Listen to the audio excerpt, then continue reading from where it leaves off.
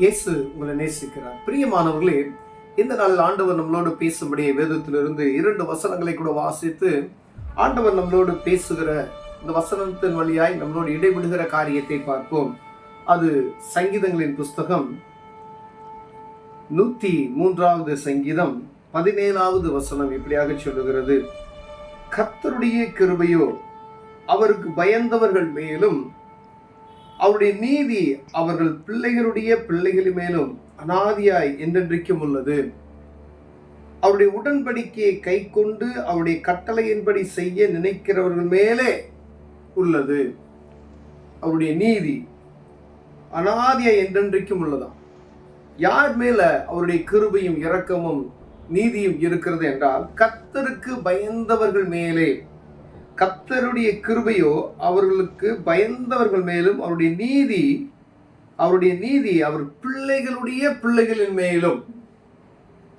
ஒரு தலைமுறை ஆண்டவரை பின்பற்றி அவருக்கு பயந்து அவருடைய உடன்படிக்கையை கை கொண்டு நடக்கும் பொழுது ஆண்டவர் சொல்றார், அவருடைய பிள்ளைகளுடைய பிள்ளைகளின் மேலும், பிள்ளைகள் மேலும் பிள்ளைகளுடைய பிள்ளைகளின் மேலும் அந்த கிருபையும் நீதியும் இரக்கமும் ஆண்டவருடைய தயவும் என்ன செய்தால் நிலைத்திருக்கிறது என்று வேதம் சொல்லுகிறார். பாருங்க, ஒரு தலைமுறையில் நீ ஆண்டவரை பின்பற்றுகிறவர்கள் உங்கள் 3 தலைமுறை ஆண்டவர் என்ன செய்றாரு, அந்த கிருபையை வைத்திருக்கிறார். பிரியமானவர்களே, அப்ப ஆண்டவருக்கு பயந்து நடக்கிறவர்கள் மீது அவருடைய கிருபை இருக்கிறது வேதம் சொல்லுகிறது.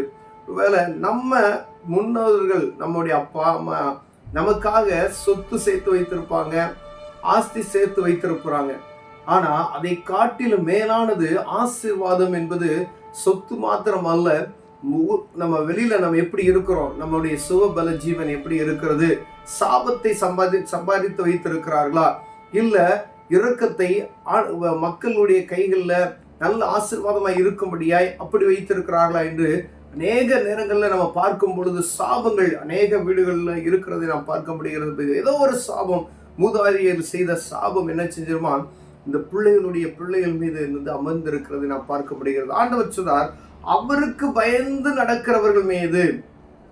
தலைமுறையா 2 தலைமுறை சொல்ல வரும். அவருடைய பிள்ளைகள் அவர்கள் மீதும், அவருடைய பிள்ளைகள் மீதும், பிள்ளைகளுடைய பிள்ளைகளின் மீதும் என்று வேதம் தெளிவாக எழுதியிருக்கிறது. பிரியமானவரே, கர்த்தருக்கு பயந்து நடக்கிறவர்கள் பாக்கியம் உள்ளவர்கள் என்று வேதம் சொல்லுகிறது. அவர் உடன்படிக்கையை கடைபிடித்து அதன்படி நடக்கிறவர்கள் மீது அவருடைய நீதி நிலைத்திருக்கிறது என்று வேதம் சொல்லுகிறது. பிரியமானவர்களே, ஒருவேளை நம்ம அநேக நேரங்களில் கர்த்தருக்கு பயந்து நடக்கிறோமா அப்படின்னு சொல்லி பார்க்கும் பொழுது, நம்ம சாதாரணமா உலகத்துல நம்ம வேலைக்கு கொடுக்கிற ஒரு பயம், தகப்பனுக்கு கொடுக்கிற ஒரு பயம், தாய்க்கு கொடுக்கக்கூடிய ஒரு பயம், ஒரு எஜமானனுக்கு கொடுக்கக்கூடிய பயத்தை நம்மை படைத்தவருக்கு அந்த பயம் என்ன சில இல்லை.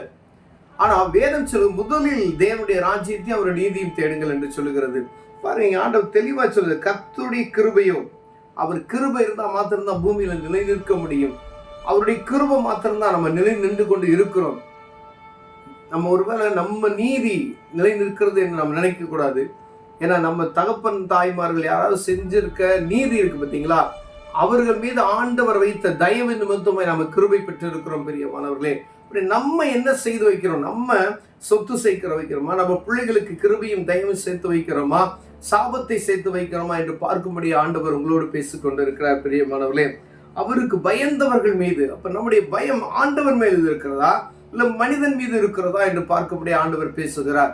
மனிதனுக்கு பயப்படுகிற பயம் கண்ணியை வருவிக்கும் என்று வேதம் சொல்லுகிறது. ஒருவேளை நம்ம மனுஷனுக்கு பயப்படுகிற அந்த காரியத்தை விட்டுட்டு கடவுளுக்கு பயந்தோம் அப்படின்னு சொன்னா, அவர் நம்மளோடு இருந்து அநேக காரியங்களை நமக்கு அற்புதமாய் நடத்தி கொடுப்பார். பிரியமான, ஒருவேளை இதை கேட்டுக்கொண்டிருக்கிற அன்பு சகோதரனே சகோதரியே, ஆண்டவருக்கு பயந்து நம்ம நடக்கும் பொழுது அவர் நம்மை காக்க, நம்மை ஆசீர்வதிக்க, கிருபையும் இரக்கமும் நமக்குள் பெருகுவதற்கு அவன் வல்லமையுள்ளவராய் இருக்கிறார். பிரியமானவர்களே, கர்த்தருக்கு பயந்து நடக்கிறவர்கள் அவர்கள் பிள்ளைகள் மீதும் அவர்கள் பிள்ளைகளுடைய பிள்ளைகள் மீதும் அந்த தயவு இருக்கும் என்று வேதம் சொல்லுகிறது. ஒருவேளை நம்ம ஆண்டவருக்கு பயம் இல்லாதபடி நம்ம இருப்போம்னா, கடவுள் பயம் எல்லா மனிதர்களுக்கும் ஒரே கடவுள், அது மறந்துடக்கூடாது. எல்லா மனிதர்களுக்கும் ஒரே கடவுள். அந்த கடவுள் பயம் அநேகருக்கு இருக்கிறது. தெய்வ பயம் இல்லாதவர்கள் அநேகம் பேர் இருக்கிறார்கள், தெய்வத்துக்கு பயப்படுகிறவர்கள் அநேக பேர் இருக்கிறார்கள். அப்ப கடவுளுக்கு பயந்து நடக்கிற, ஒருவேளை மனுஷனுக்கு பயப்பட, யாருக்கும் பயப்பட அடங்காதவர்கள் அப்படி இருப்ப சொல்லுவாங்க பார்த்தீங்களா, அப்படி இல்லை. ஆனா யாரா இருந்தாலும் கடவுளுக்கு பயப்படுகிற பயம் இருக்குமேனால் அவர்கள் மீது என்ன செய்யுமா? கிருபையும் இரக்கமும் பிள்ளைகளுடைய பிள்ளைகள் மீது வரைக்கும் இருக்கும் என்று வேதம் சொல்லுகிறது. ஆண்டவருக்கு பயப்படுகிற பயம் நமக்கு இல்லை அப்படின்னு சொன்னா அவரை நோக்கி பார்ப்போம். ஆண்டவர் அற்புதங்களை செய்வார். கண்களை மூடுவோம், ஜெபம் செய்வோம். அன்பின் தகப்பனே, உமக்கு பயப்படுகிற பயம் ஆண்டவரே, உமது உடன்படிக்கையை கடைபிடிக்கிற அந்த கிருபை எங்களுக்கு தாங்க. இயேசுவின் நாமத்தில் பிதாவே, ஆமென்.